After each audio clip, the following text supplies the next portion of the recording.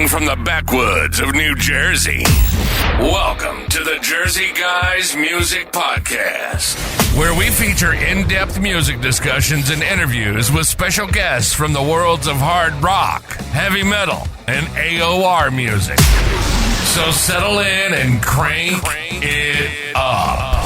Now, here are your hosts, the Jersey Guys themselves, Tom and Mark.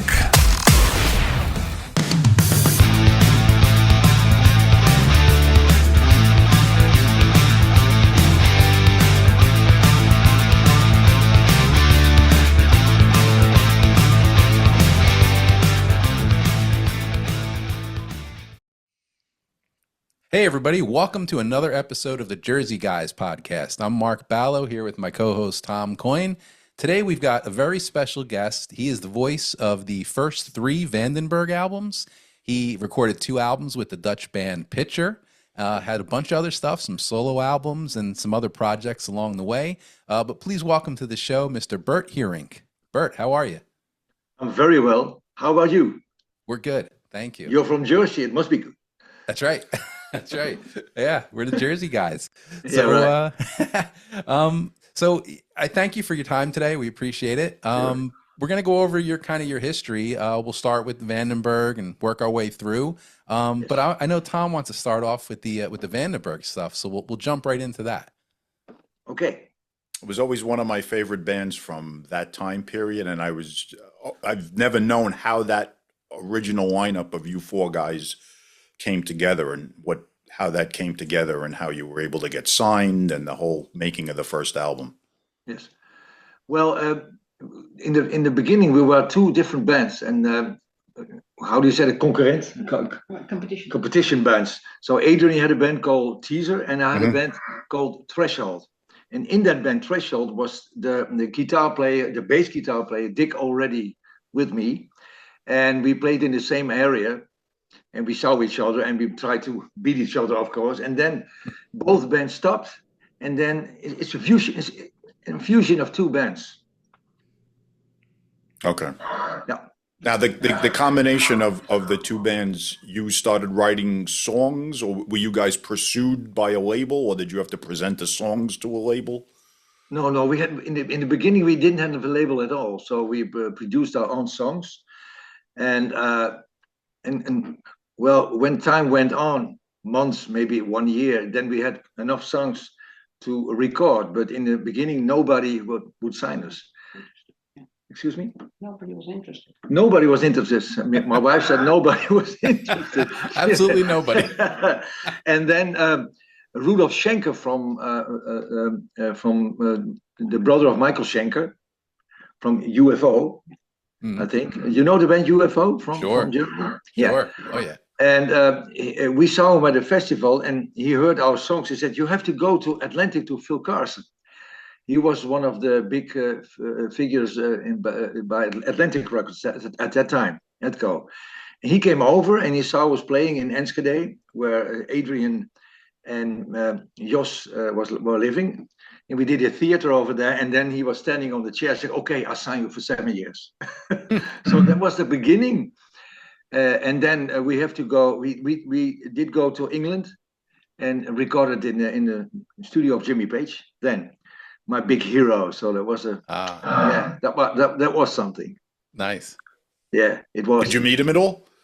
Yes, several times. He Wow. He had his own helicopter, and he came down with a bottle of whiskey in his hand and said, "Okay, do you have a good time here in my studio?" I said, "Yeah, very good time." And then he took a drink from his his whiskey, and He installed some video games. And he brought some video games for us, and Wow. make some things in the studio. How do you say that? Ik probeer het een beetje uit te leggen dat hij ons dingen gaf. Hoe heet dat? Ja, wat voor dingen? Ja, okay. Ja. My English is not so good anymore. That's okay. He helped us on the way. That's the right thing. They helped us on the way, and Robert Plant came too. Wow. Really? A Wow. little bit on the way. Just visit us and say, okay, maybe you can do it this way or that way, or that kind of thing. We're very, very friendly guys, and just normal friendly guys for me. So Wow. Had a very good time over there. Sorry for my English. That's fine. No, your English is fine. It's fine. Yeah, no issues at all. So my next question would be: is the band had a very unique sound? How did that sound come up? Vandenberg to me always had a very similar phrasings in his guitar to Michael Schenker. I always heard like a lot of and not too many people are able to sound like Michael Schenker. And Josh Zuma had a very unique way of drums and a very unique drum sound, and your vocals also were unique. Was this like a sound that it just naturally came together, or there were a lot of influences that you wanted to infuse? Probably there were influences too, but when we are practicing in our homes, there was no way that we talked about those things. It just happened. I always sing that way. I never did another way. So there's one influence I have, and that's a Dutch singer, and his singer is Kazimierz Lux. You never heard about him, of course, but he was the singer in one of the bands with Jan Akkerman. And you really remember the guitar player Jan Of course, Akkerman? yeah, sure. And I played with him the last 8 years. Yes. So I did the voice of Brainbox, and that was a band from Jan, and his voice was very important for me. Kazimierz Lux, yeah, right. Yeah. Okay. Interesting voice. Could you speak to, was I accurate by the fact that Vandenberg was influenced by Michael Schenker? Yeah, probably a little bit. The first tour we did with Vandenberg was together with Michael Schenker in England then. Oh, okay. So yeah, probably he's a little bit influenced by that. But yeah, I used to hear a lot of his style. I mean, even though he didn't play a flying V, a lot of his phrasings reminded me of Schenker's UFO. Schenker, yeah, probably yeah. It is. I think so. Okay, yeah, good. Yeah. I always like to know whether like what I hear is accurate or whether I'm crazy. Yeah, no, not crazy. It's accurate. Okay. I agree with you. So how did that first album do? I'm guessing it was from what I remember it was fairly popular. Did it do well sales wise? Yes, in America and it was in Europe a little bit too, but most of them we did in Japan and America, not so much in Germany, England a little bit, but most in Holland, in America and Japan. I think so. Yeah. Well, Burning Heart hit number 39 in the U.S. Billboard charts, so that's pretty good. That's pretty good. Not a top 10 hit, but it's pretty good. And well, we enjoy those tours so very much because it is so different from where we come from, and our favorite music came all from America. All the music we loved, all American musicians. So it was it was a highlight for me to tour over here in America. How are you guys able to crack the American market so quick? Because there's so many European bands that never could crack the American market. Yeah, I think it's Atlantic Ethical Records did a very good job, and we owe a lot to Phil Carson. He did so much good work for us, and of course the American people with Atlantic too. I don't know all the names anymore because there were so many people involved, and we had a very good time. They visited us almost every concert. There was someone from Atlantic there. Really, and that was at that time was very good. Wow. So, well, this was a little bit before the scene got overcrowded and oversaturated. Yes, right. Yeah. Just before that, in 1983 was a little bit more. How do you say that? Old school. Yeah. Yes. Right. Exactly. Yeah. Yes. Things were still being done more similar to the 70s than what came later in the 80s. Because we've had on so many bands from the late 80s that they say that it's exact opposite of what you said. They got signed to a big label. And after they got signed, the label did nothing for them. No promotion, no nothing. And that strange, was isn't it? Yeah. That's very strange because how does that work? I think they want to earn money too. So if they don't do anything, where comes the money from then? Right. Yeah. I never could understand it either, story. but it was very prevalent, which I'm sure you know too, being involved in that from like pretty much like about 88 to 91. They signed every band that had long hair that played any type of rock music and gave no promotion to anybody. Like we've never heard one band that's ever said what you've just said, but that's the difference of 82 and 88. Yeah, I think the big hair bands were over then, and then Nirvana came, of course, and Well, that was a big. that was right behind. There was something different, and I can remember the first time I heard them, I thought, okay, this is something new to me directly. I said, this is totally different than what we did. So that was good. And then Nirvana, they sold a lot. That was in the 90s, at the beginning of 90s, 1992. Yeah, about 91, 92. 91, 92. Yeah. Smells Like Teen Spirit and that kind of stuff. Yep. Yeah, I love that. I Yeah. like it. Yes. Okay. Yes. Yeah. We were fans of that too. I was never against any of those bands. It was just that it was portrayed to us that those bands took away from the hard rock bands, which really wasn't the truth anyway. It was what record companies kind of like led everybody to believe, but that's story for another day. Okay. I wanted to talk about the second album, which is my favorite of the three Vandenberg albums. If you could talk Heading about for a some Storm. of the, You mean Heading for a Storm, I think. yes, heading for a Storm. I absolutely love that album. That was I really, even though the first album had the big hit on it, I love the album. The second album I thought was really when the band fully came together. Mm-hmm. I think you're right. The song "Different World" didn't do anything in America. That was, and I agree a little bit about that, because I had then at that time a conversation with Adrian saying, okay, maybe it's not good to do another ballad again. Maybe we should bring another kind of song, right? Up-tempo song. Yeah. And then came Different Worlds. It didn't do anything, and then they brought an up-tempo song Friday night, and they did nothing. So that's too late then, I think. Yeah, that can happen, of course.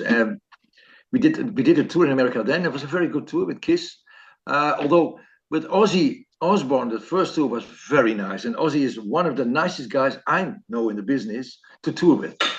I mean, we got all the lights and on all the stage. And every evening he said to us, okay, 1, 2, check. Vandenberg, come on stage. I can't sing anyway. That's great. He was such a nice guy for us. And yeah, and I miss him. Wow. He's still there, I know, and he's going to do a last concert. Yes, he in is. July. Yeah, Yes. I hope he makes it. Yeah. I hope he makes it. Yeah. So you opened for them on the Bark at the Moon tour?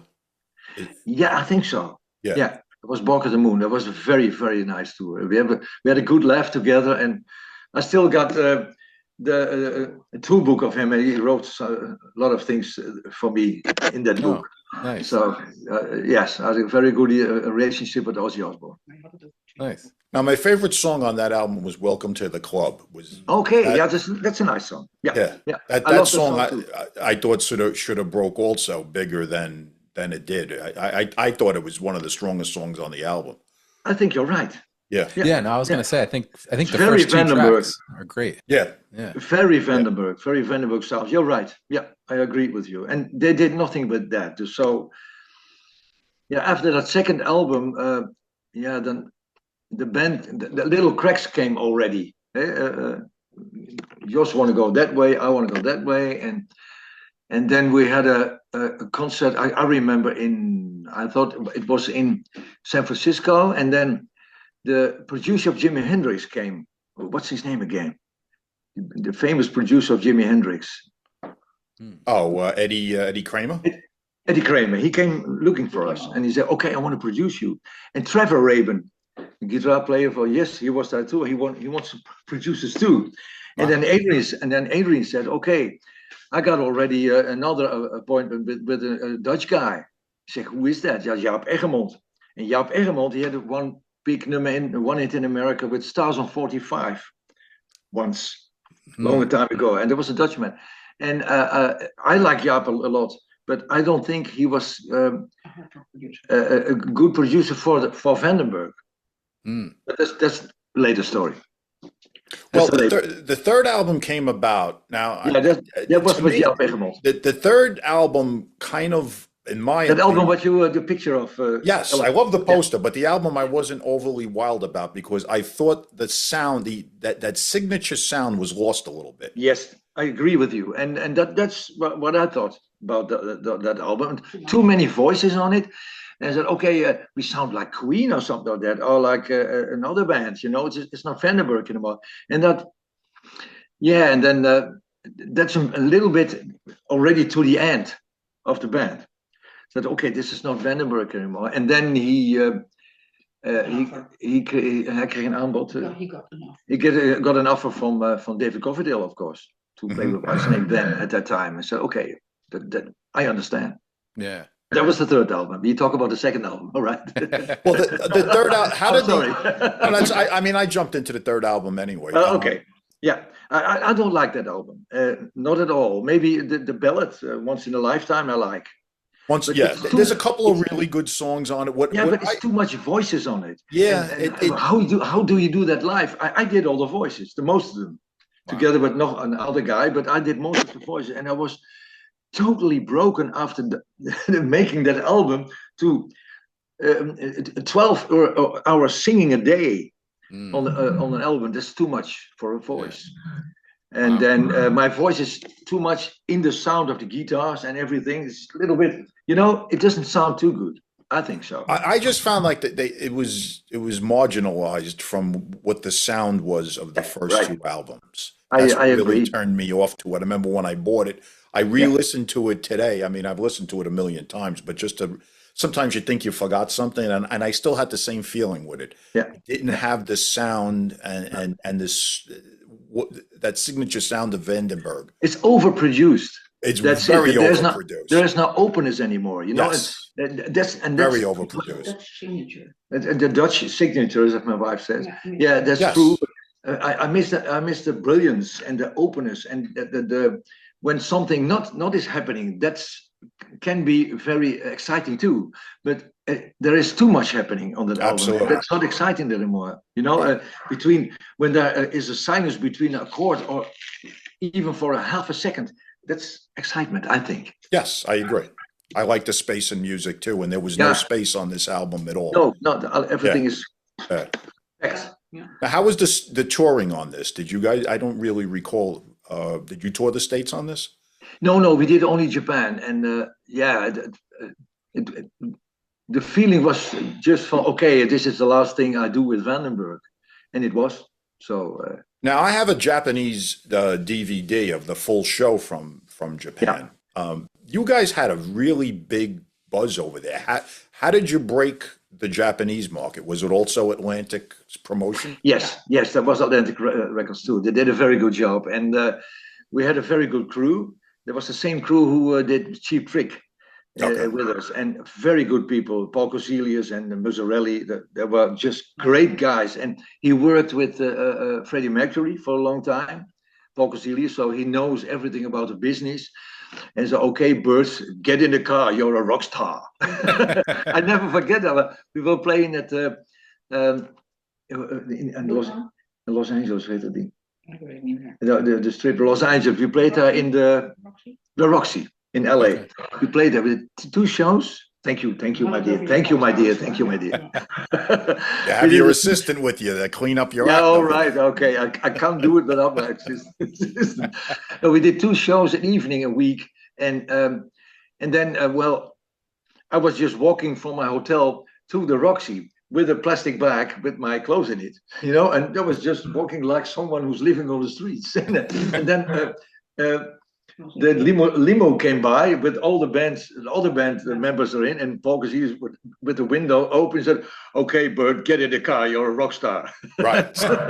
Okay, I'm sorry. You got to play the part now. You can't be seen walking around the streets with your dirty laundry. Yeah, 100 meters from there, I was stepping out of the car. Oh, here we are. Okay, you can all dress up again. Right. Okay. So at this point now, the band does break up, and Vandenberg jettisons to Whitesnake, and you went the direction of the band Picture. Yeah. I did. Yeah. Right. I'll let Mark take over because he's a big Picture fan. Oh, yeah, you are? I am, actually. Rien Vreugdeel. Yeah, right. Well, I want to talk to you about that because Picture was already an established band when you came into them. I think it was the 5th or 6th album that you came on board. Talk a little bit about, because the band when they started was more of, I would say, maybe if you want to say a metal band. Yes, they were. Yeah, but when you came in, which was 86, with the first Yes. album, that was Every Yeah. Story Needs Another Picture. True. The sound, and it started to change on the prior album with the other singer, but when you came in, it definitely went more commercial. It's true, yes. And Rien, the guitar player, wanted that. He said, okay, we want to have another sound. We don't want to do exactly only heavy metal anymore, but we want more sound in it. And we did. But you know how it goes. The fans didn't like it. They wanted to be the old picture. And I understand that fully, of course. And we did our best. We played many venues. And most of the venues said, okay, you're a great singer, but it doesn't fit for picture fans. So I did 2 albums with them and had a great time. And they're still good friends of mine. Okay. They're still touring. They go a lot to Brazil and everything. And maybe you know that. They're still touring. Okay. Yeah. I recently did 2 songs for them for an album that's called, it's going to be called Picture and Friends. Okay. I didn't even know they were still together. Yeah, thank you. So that's going to be coming out, 2 songs with you singing. Yeah, I don't know when, but they're still mixing it and everything. So 2 songs, and they're beautiful songs, isn't it? Yeah, Jan van Bechten. And Jan van Bechten, yeah. Jan van Bechten. Beautiful song. So I said, okay, of course I'll do it. Yeah. Well, going back to your days in Picture, I wanted to ask you, and you kind of said that the change in sound was that something also that you were brought on board to kind of help with that? Yes, I think so. Yeah, but I was just right out of Vandenberg, and then on the news and everything, it was on the news in Holland. It was the news of the day. I was not long the singer of Vandenberg anymore. Wow. Maybe he's dead. Wow. So I didn't do any interviews then at that time. I didn't feel like. I thought, okay, I was all those years from home. Maybe I should take a little time to stay at home and more with the family, and I did. Yeah, you jumped right into it. And then Rien came with an offer, and I thought, okay, why not? Let's try it. Okay. It was that album to me. It had a very Deep Purple, Uriah Heep vibe to it with the organ. I'm a big fan of Uriah Heep too. Okay. All right. Yeah, and Deep Purple too. But Uriah Heep, of course, David Byron is one of my favorite singers ever. Okay. Yeah. Me too. Yeah. Yeah. The Wizard, the Wizard. Oh, what a song. Yeah. Oh yeah. You doet nu een show met dat nummer erin. Yeah, I do a show with the piano player at the moment. We do theaters in Holland, and I play that number, The Wizard. Oh really? With piano, and just with piano and with my voice, and it's incredible. It's nice. Wow. Now on the first album you did with Picture, like I said, it definitely had that more the organ sound with the heavy, Deep Purple, Uriah Heep vibe.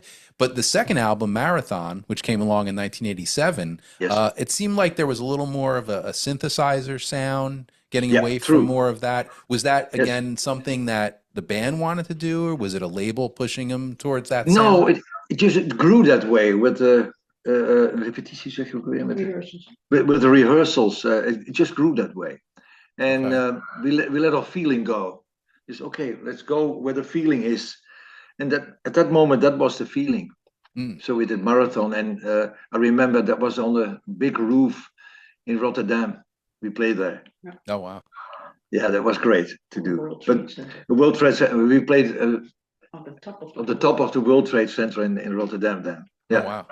Yeah, that was nice. Yeah, well, that's pictured on the album, right? That picture. Yeah. But I just wanted to back up for 1 second, not to cut you off. You had mentioned something about that you were no longer the singer of Vandenberg.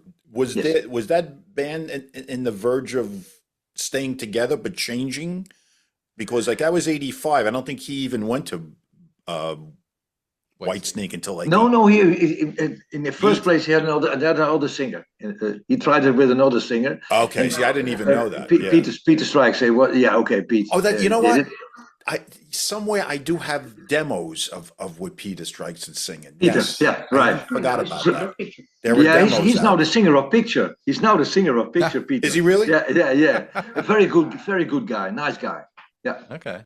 Yeah. All right, that fills in. Okay, We could go back to picture. Yeah, sorry. Well, No, that was my fault. that's fine. No, it's no problem. No, oh, so I was going to say, so after Marathon, what kind of happened with the band? It was just kind of, it ended naturally, or? Yeah, I was. I had an offer from a beer giant. Ik weet niet of ze Heineken. het over hebben of over. Ja. Nee, ze vragen even of ik wat ik daarna ga doen. Vandaag gedaan. Ik begreep het niet. Yeah, and that was you asking what I did before, after that. Yeah, After picture. yeah. When I stopped the picture. Yeah, then they stopped too, and we didn't have contact for a year or two and a half, and they went on with all the singers, but we didn't have contact anymore for a while. And then the director of Heineken asked me, okay, can you do for some commercials for us, for the Four Seasons commercials for us? And then I went again to Jan Akkerman, who did our third album with Vandenberg, and can I produce that? So Jaap said, okay, we're going to do that work for Heineken. And then I sing it in Dutch. It was a Dutch album. And Yes. it was, when it was finished, was in 1 week gold. That was so strange. Why? Okay, it's just a commercial. It's 6 times platinum now. Sorry? 6 times platinum now. And it's 6-time platinum now. Wow. Really? Yeah, that's tremendous. It's very strange. Just a commercial, and then, but yeah, if you do commercials for 4 seasons, then everybody wants. When they liked it, everybody want more. So Right. I made an album then Wow. with just Dutch songs on it. Well, I know that you had you did the remake of Burning Heart, right? Yes, I did. And that Yeah, was, they asked- I mean, I don't know Dutch, so I'm assuming, but that was the lyrics were No, I different? didn't like that one. I didn't like it. No. But I did it, and the best I could, but it doesn't sound in Dutch. You know, Okay. it's more like if you do an ABBA song in Russian. Mhm. Yeah. You know, it doesn't sound too good. But we did more American songs, well, more than a feeling we did, and that sounded very good. Okay. But Burning Heart didn't sound good, and the words were not good enough. I think. No. Not good chosen. No. Yeah. But the album did very well. So I played for a while, for a couple of years, only in Holland, and Okay. that was nice too, because every evening I could go home and sleep in my own bed. Yeah. That was nice. That was nice too for my family too. So I wanted to ask you about a project that I was always very interested in, a band called Undercover that you were involved Okay, you know with. about that. Yes, and I know it started as a cover band. The first Yes. album was cover, but Yeah. it morphed into a second album, Yes. which I always thought was very reminiscent of the Vandenberg sound at times. Yes, it is. Absolutely. Could you tell me a little bit about that project? Because I always loved the album, but I never knew much about it. Yeah. We did it recorded in the studio of my old band member Dick Kemper. He's the bass player. Right, he was part of the Vandenberg. band, right? Yeah. Yes, and he was and he had a studio in Holland near the place where I then lived, and we just fooled around with some musician. Then said, "Okay, let's start a band. Why not?" And then, yeah, of course, we come out of Vandenberg, and then if it sounds like Vandenberg, yeah, You are Vandenberg. I am Vandenberg. There you go. It's not my name, but you know, You're the voice the feeling of is it. Voice there. up. Yes. Yeah. Yeah. And there was one particular track on there called Palace of Pain, which Palace of Pain. I thought that track could have fit on either one of the first 2 Vandenberg Okay. albums. I thought that track Ah. was that strong. Yeah. The whole album is really good, but I always thought that track could have fit Thank- right on with either one of the first Vandenberg. Okay. Was that a song nice. you Thank wrote? you. No, we did it all together. All the Okay. members in that band, we played it together. Just, hoe zeg je dat dan? Dat is dan, als je iets beslist met z'n allen, dat is, Joined. ja, een real joint Yeah. together. Yeah. It was a togetherness from the rehearsals. We wrote the songs then together. Yeah. We did. Yeah, it's a fabulous song. It really captures to me the sound that the first 2 Vandenberg albums had. Thank you. You're welcome. So, I think it's a very good album. I know when it came out, it was very under the radar. Like a lot of people didn't know about it, but as it True. started to get, like everybody had the same feeling about it, that it was like the closest thing you had done to the early Vandenberg stuff at the time. Okay. It got a nice. I didn't hear it for a long time. So maybe tonight, if we are finished, I'm Yeah, gonna put it listen on. to it again. Yeah, because again, I relived it before we. I never listen to old music. If I no? did some stuff, I'm always busy with new things, and I think every musician does that. Sure. Yeah. I think so. But I've got my favorites too, of course, from the early days. When I hear Scott Walker from the Walker Brothers, I think, oh wow, Yeah. the same feeling I got with that songs. Okay. But my own songs, no. I did want to talk to you about there was talk at one time that there was going to be a Vandenberg reunion. Yeah, And yeah. I know there was a lawsuit involved and all of that. Yeah. And when it was first spoken about, I was obviously over the moon about it. And a lot of people were. There was a lot of buzz about it. And I think you guys might have had potential for a Japanese deal attached to it. And why did it not come off the ground? I think it's well, we have talked for a year or something about that, and then Adrian couldn't do it anymore, or Dick had another thing to do, and then I got another offer, and we had all to do our work. I think that was the problem at that time, and all those buzzes around. Yeah, everybody talks about everything, of course, Right. but it was no big deal. We went on with our lives, and when it took longer and longer and longer, yeah, then you forget. You say, well, okay, that was then. Let's go on with life, and I think that's the way it goes. Did he not? Did he not at that time have real interest in putting forth the band and the band name again? Because he's been using the name again. Yeah, I heard that, It just doesn't make sense to me because the current band he has sounds nothing like Vandenberg. And he's got Matt Slevins with him, who's a singer I like, but his vocals I don't think fit the sound at all. And I was, as a fan, I was just hopeful that you four guys would have gotten to the studio. Yeah, right. I understand that. And but it didn't happen. So that's the way it go in life. And well, he can go his own way. I go my way. And I know. I mean, it happens with a lot of feelings about musicians. Yeah. It was just a big feelings about disappointment, but it is. I understand, but for me, it's when my life goes on, and right. Yeah, that's Now you did do an album. no hard feelings. No, I mean, No. yeah, it's just the fans. No, life is too short for that. Yeah. I think life is short for that, and when it happens, then we all were very happy, but it didn't happen. So everybody goes his own way, and what he does at this moment, I don't follow it really. I hear from people things, and okay, he can do what he wants, and I do what I want. Right. Well, you did get into a really good project called Royal Flush that actually got a That's Japanese deal too. Very good project. Yeah, terrific album. I remember I actually wrote you at the time when the album came out on Facebook, and we spoke about it. And will there be a second album from that? Yes. We almost finished after 4 years. Oh, that's great. Okay, that's great news. Because we worked that's 4 years in the album. studio. Yeah, and I can tell you, it's groundbreaking. Beyond the moon. Beyond the moon. Really?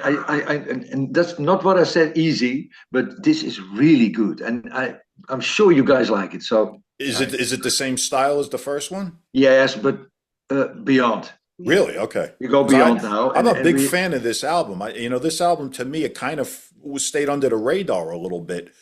True. Yeah, and because all the changes again, with all the musicians that kind of need to go to other bands because it stayed. How did I do that? It was on hold too long. On hold too long. So because of the COVID period. Because of the COVID period. Exactly. That was the problem. Yeah. Right. So then everybody goes to other bands, and then it's over. But Arno and me are still in the same band. And Barend Coubois is in the band. From the Michael Schenker group, he's in my band now, Barend Coubois. And Timo Somers from Delane. Yeah. Is in my band now, and we got a keyboard player, Canadian keyboard player. What's his name? Fikran. Yeah, right. Fikran is his name, and he did all those parts. So, yeah, you're gonna be surprised. You're gonna be surprised. I'm sure. Well, this will come out this year, 2025. Yeah. Yeah. Now, after 4 years, yeah. Please. Yeah, no, I know. Because I was just, very hard on it. I Very was hard. just, I revisited it this morning, and I said to him, I have to ask you why there wasn't a follow-up to this, because it was a really good album. It came out in Japan with bonus tracks, and which shows that the Japanese market is interested in it. So. Yeah, the Japanese market is, we sell it. They had good sell. We had a good sell in the Japanese market then, but we couldn't go there because of the COVID, of course. Okay, so this was basically stifled somewhat by the COVID, the timing, the 2019, 2020. Completely, yeah. A lot of musicians had that, so we had a problem too, of course. So, Sure. Yeah. But we still. This is going to be a big one. This is going to be, I hope, a big one. But the songs are very good. The musicians are very good. And everybody's up. And I'm 72 now, and I still can do those parts. And I'm very grateful that I still can do it, because you see, Ozzy can't do it anymore after a while. And all those people are gone. John Sykes is gone. Good. I was very shocked about that. But John was, we all were. He was not old. No. But 60s. And I still can sing the parts of Vandenberg now, but I did then. That's great. So I'm very, very happy to that. But I'm very grateful. And my wife did a lot of things, of course. So we could expect to see this album sometime by the summer, you think? Yeah. I think so. Yeah. That's great. I'm sure. Okay. I gotta ask you, because on the first album, right, your wife Irma helped with some lyrics, right? I did all the lyrics. My wife did all the lyrics. Is that the case again? Yeah. Okay. She does the lyrics, yeah. And I'm writing for XYZ. And she's writing for XYZ. You know the band? Oh, really? Yeah, and I'm the singer of XYZ now. You know Really? that? Yeah. No. I do we make new songs now. And Bob Pieper and I still friends at the moment. So we're working on a new album for but we did already how many songs we did Souvenirs again. Souvenirs. We did the Souvenirs, you know, the song. And we made an other kind of song of it. More a little different. More the kind of Vandenberg thing. It's the same thing, but my vocals are totally different than the vocals from the other singer, of course. Wow. So 4 new songs on the album. it sounds a little bit maybe like Lou Gramm could sound. Really? Wow. A little bit like that. So I'm a big fan of Lou Gramm, of course. Wow. Yeah. Wow, so they asked us to write songs together with them, and it's going very well. Very nice people, and that album's due till 26, I guess. 26. That album comes in 26. Now, will that will be called XYZ? Yeah, I think so. Yeah. You revisit it. XYZ revisited. XYZ rewriting songs now, and then when that's finished, we come all together. Yeah. I go to America, and we talk with each other and look what we could do. Wow. Wow, you're loaded with good news for me. A lot of and I would like to go to America, of course, again. I was there for the last time in 1969, zeg je dat? 69. 1969 with the Olympics in Atlanta. Oh. I was there. I was playing music over there, by the Olympics. Oh, okay. All right. But that's the last time I was in America. It was a long time ago. Yeah. Wow. Yeah. Due to come back. Sure. Right, with Mark Blomsteel, perhaps? Oh yeah, you know a man called Mark Blomsteel. Mark Blomsteel. He's a country singer. A country singer from Nashville. Okay. No. He had in Tennessee last year. Tennessee, and I worked with him too. With Mark. Yeah. But that's the only thing. That's great. So it sounds like you keep yourself really, really busy. That's awesome. It must be. You have to sing every day. At my age, you have to do it every day. So I sing 4, 5, 6 hours a day. Wow. If you don't do that, then your voice is gone. Yeah. At our age. Yeah. You don't use it, you lose it. You lose. Yeah. That's it. That's it. So as long as I stay healthy and I feel good about it, and I love music, and you keep touring. I'll keep touring. Great. That's good news. Is there anything else, Tom? No, I'm good. You gave me a lot of information I didn't know, and a lot of good news to look forward for the next year or two. Yeah. Yes, sure. That's excellent. Well, Bert, I mean, yes. Tom and I, we really appreciate this today. Good story. Yeah, I appreciate it too. Thank you for calling me, and well, make a good day in New Jersey. Thank you. Appreciate it. And, Hopefully you have a good day too. Yeah, I love you guys and I love your country. Thank you. Appreciate Thanks, it. Bert, very much. Appreciate it. Thank you to Irma, and Thank we you, appreciate Irma. it all. Bye-bye. Let's Thanks. go. Bye-bye. Bye. Bye. Take care.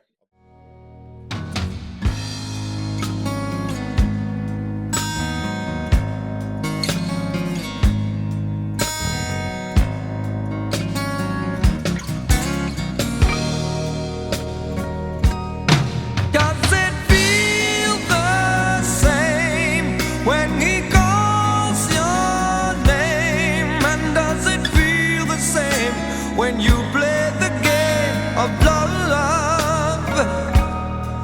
When he holds you tight, does it feel alright? Just like it used to do when I was with you, making love to you. This